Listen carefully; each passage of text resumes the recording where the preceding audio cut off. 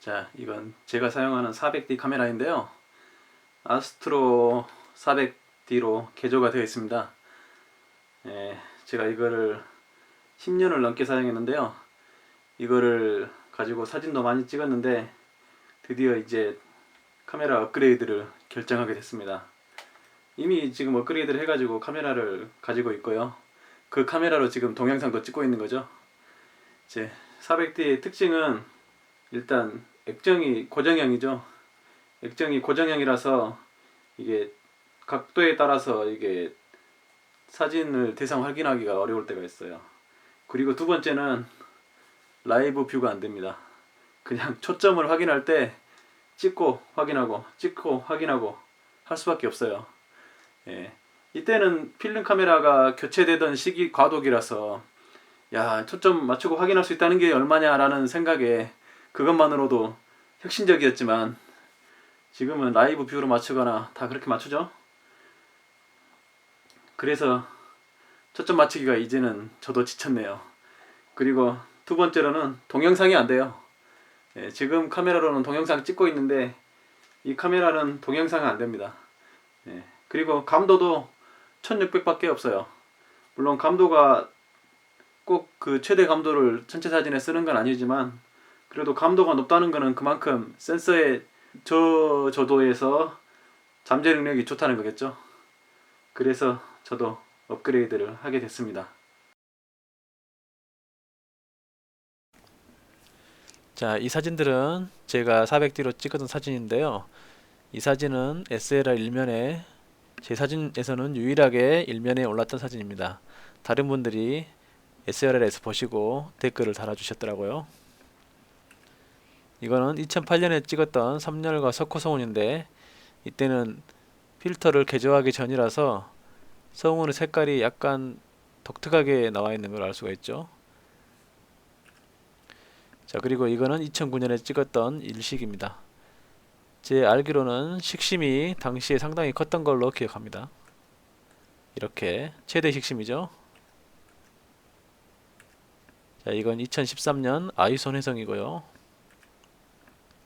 이거는 2014년에 찍었던 마차부 자리네요. 지금 제 채널에 사진으로 쓰이고 있습니다. 이거는 2018년 북아메리카 성운입니다. 이거는 말머리 성운인데 200mm 반사망으로 찍었던 건데 이걸 찍다가 제가 초점 맞추는 거를 못해 먹겠다 라는 생각이 들어서 카메라를 바꾸게 됐습니다. 자, 그리고 여기는 소행성의 흔적인 걸로 추정이 되고요. 여기는 인공위성 같죠?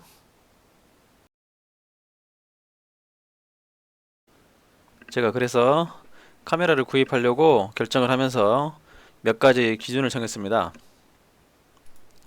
자, 첫 번째로 가벼울 것, 그리고 두 번째로 QE가 높을 것, 감도라고 보시면 되는데요.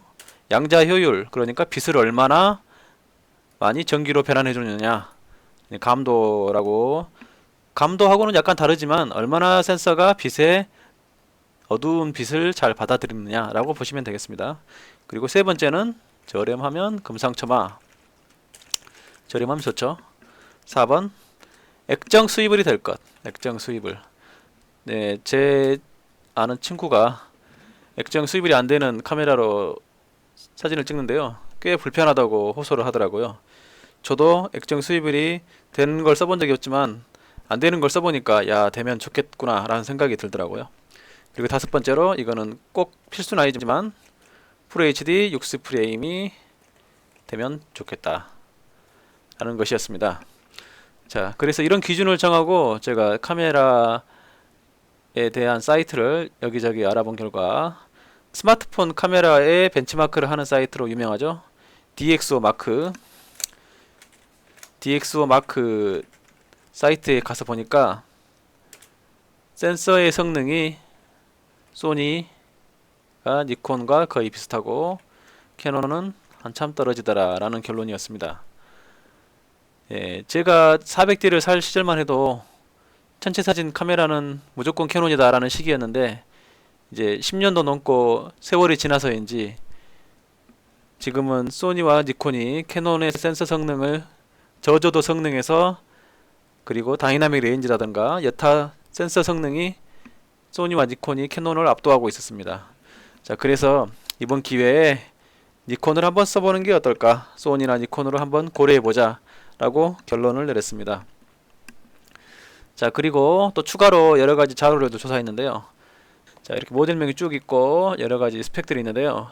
제가 주로 살펴본 거는 QE, 무게, 그리고 센서, 스펙, 그리고 픽셀 뭐 이런 정도였습니다. 자, QE가 높은 순서로 보면요. 자, 55%짜리가 있지만 1DX 마크 II 이거는 플래그십, 저희가 쓸 일이 없습니다. 그리고 오드마포 이것도 중급기 고급기지만 이것도 저희가 쓰기에는 너무 오버스펙이죠. 7D 마크 II 이것도 무게는 좀 무겁지만 괜찮은 성능을 가지고 있는 것 같아요. 그리고 6D가 있는데요. 6D가 괜찮은 모델이긴 한데 FHD 60프레임이 안되고 이것도 액정이 회전이 되던가요? 액정 회전이 되지 않는 걸로 제가 알고 있습니다. 그래서 이것도 약간 고민을 많이 했지만 이것도 제외를 시켰습니다. 자, 그 다음에 54%에 77D와 80D 그리고 800D까지는 센서의 QE가 54%로 동일하고 화소도 2420만 화소 똑같더라고요. 그래서 이 세 개는 똑같은 센서가 아닌가라는 생각을 제가 해봤습니다. 괜찮은 모델인 것 같아서 이 세 개는 제가 캐논 바디 중에서 후보군에 넣었습니다. 그리고 EOS M50이 있는데 제가 조사할 당시에는 여기 없었던 것 같아요. 그래서 세 모델만 제가 모델 후보군으로 넣었고요. 니콘에서는 자, D5가 있지만 이것도 플래그십 1.4kg나 되는 플래그십 모델이고 가격도 아마 엄청나게 비쌀 거예요.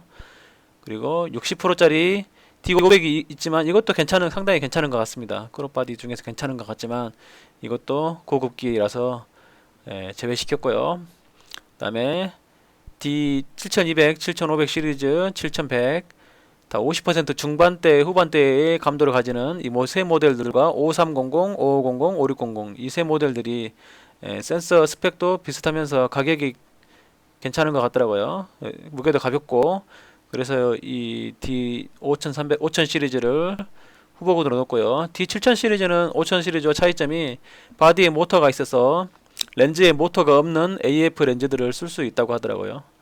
자, 그리고 G6가 있지만 이것도 풀프레임에 감도도 좋지만 이것도 비용적으로 상당히 부담이 되는 가격인 것 같습니다. 이거를 선택할 거면 다른 모델, 다른 후보들도 많이 있겠죠. 자, 그리고 여기서는 나와 있지 않지만 소니 중에서 소니의 알파 6300을 후보군으로 넣었습니다. 자, 그래서 제가 선택한 모델이 첫 번째로 알파 6300, 두 번째로 800D, 세 번째로 77D, 네 번째로 D5300, 다섯 번째로 D5500. 자, 이렇게 모델 후보를 정하고 가격대를 물론 중고죠. 중고로 가격대를 조사해 보았는데요. 소니와 캐논이 대체로 상당히 높은 가격에 중고로 거래가 되고 있었고요. 니콘 D5500, D5300 계열은 굉장히 저렴한 수준의 D5500과 5300은 30만원 이하에 D5300은 20만원 초반 정도에도 바디와 렌즈를 구할 수가 있었습니다. 그래서 제가 구입한 모델이 D5300과 D5500입니다. 자, 그런데 여기서 제가 이걸 두 개를 구입한 이유는 아마 두 카메라가 센서가 동일하다고 추정이 됩니다. 그런데 약간 다르다는 그 글도 본 적이 있는데요. 거의 동일한 걸로 추정이 되고요. 그리고 D5300 개조 자료가 인터넷에 꽤 있더라고요. 그래서 이걸 자체 개조를 한번 해볼까 라고 생각을 해서 이 모델로 D5300과 5500을 구입하게 됐습니다. D5500은 자체 감도도 58%로 상당히 좋은 편이라서 개조를 하지 않아도 은하라든지 아니면 플레이하드에서 성당 같은 거 있죠. 그런 대상들에는 충분히 사용할 수 있겠더라고요. 자체 감도만 해도 58%니까 참고로 제가 예전에 사용하던 400D의 QE는 30%입니다. 처참하죠. 지금 D5500에 58%니까 거의 절반 수준밖에 안 되는 감도를 가지고 있고요. 다른 센서들하고 비교해도 상당히 열악하다는 걸 알 수가 있죠. 그래서 니콘 D5500과 D5300 두 개를 구입했습니다. D5300은 나중에 필터 개조로 한번 해볼 생각인데 뜻대로 될지 어떨지는 자 그때 해봐야 알겠죠. 확실히 저번에 간단히 몇 개 이렇게 찍어봤는데 라이브 뷰가 있으니까 초점 맞추기는 훨씬 수월하더라고요. 기존 같으면은 10분 이상 걸렸을 초점 맞추기가 뭐 불과 1, 2분 사이에 다 끝내고 촬영을 할 수가 있었습니다.